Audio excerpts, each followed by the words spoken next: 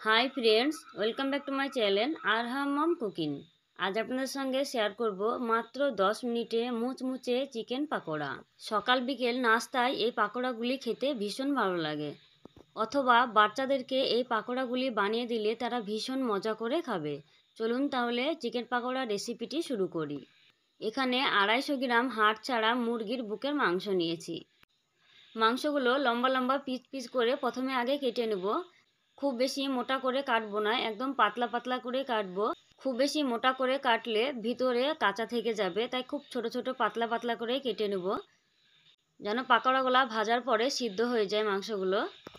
এই চিকেন পাকোড়াগুলি বানাতে একদমই সময় কম লাগে, আবার খেতেও কিন্তু ভীষণ ভালো লাগে।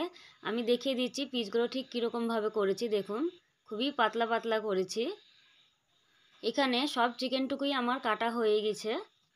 এবারে একটা অন্য পাত্রে নিয়ে নেব। এইবারে চিকেনের মধ্যে দিয়ে দেবো একটি ডিম। ডিমটা বাদ দিয়ে আপনারা এই পাকোড়াগুলিকে বানাতে পারেন। ডিমটাকে খুব ভালো করে চিকেনের মধ্যে মিশিয়ে নেব। চিকেন ও ডিম খুব ভালো করে মিশিয়ে নিয়েছি। এবার একটা অন্য পাত্রে নিয়ে নেব। বাড়িতে যদি কোনো মেহমান আসে তাহলে ঝটপট এই পাকোড়াগুলি বানিয়েও দিতে পারেন। চিকেন ও ডিম যখন খুব ভালো করে মেশানো হয়ে গেছে, এবার দিয়ে দেবো 1 টিস্পুন লবণ। স্বাদ মতো লবণ দিয়ে দিলাম। দিয়ে দেবো হাফ টিস্পুন লঙ্কার গুঁড়ো। দিয়ে দেবো হাফ টিস্পুন জিরে ও ধনিয়ার গুঁড়ো। হাফ টিস্পুন দিয়ে দেবো হলুদ গুঁড়ো। হাফ টিস্পুন দিয়ে দেবো গোলমরিচ গুঁড়ো। হাফ টিস্পুন দিয়ে দেবো গরম মশলা গুঁড়ো। আর দিয়ে দেবো 1 টিস্পুন আদা ও রসুন বাটা। এবার মশলাগুলিকে আগে খুব ভালো করে মিশিয়ে নেব। খুব ভালো করে মিশিয়ে নিয়েছি। এবারে দিয়ে দেবো 1 কাপ পরিমাণে পেঁয়াজ কুচি। আমি খুব ছোট ছোট করে পেঁয়াজটাকে কুচিয়ে নিয়েছি। দিয়ে দেবো 4টে কাঁচা লঙ্কা কুচি। আর দিয়ে দেবো 1 কাপ পরিমাণে বেসন। আপনারা এখানে বেসনের পরিবর্তে ময়দা কিংবা চালের গুঁড়ো দিয়ে দিতে পারেন। বেসন আর পেঁয়াজ সব কিছু একসঙ্গে খুব ভালো করে মিশিয়ে নেব। মাখাতে মাখাতে পেঁয়াজ থেকে বেশ কিছুটা পরিমাণ জল বের হবে।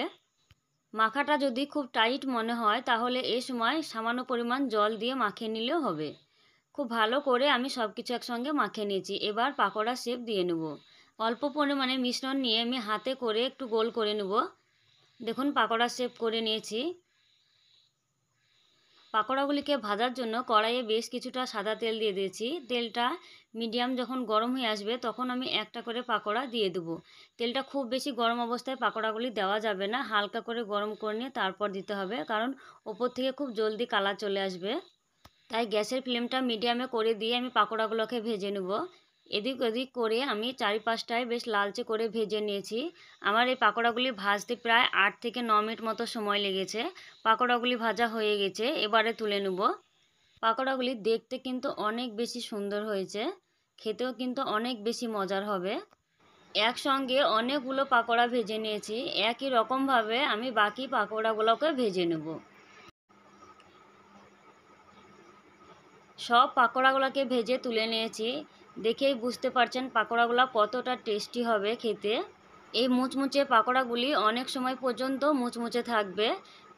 ছোট বাচ্চাদেরকে এই পাকোড়াগুলি বানিয়ে দিলে তারাও ভীষণ মজা করে খাবে এবং খুবই হেলদি। বন্ধুরা, আমার এই মুচমুচে চিকেন পাকোড়া রেসিপি যদি আপনাদের ভালো লাগে অবশ্যই লাইক কমেন্ট করবেন আর আমার চ্যানেলটিকে সাবস্ক্রাইব করে আমার পাশে থাকবেন। ধন্যবাদ।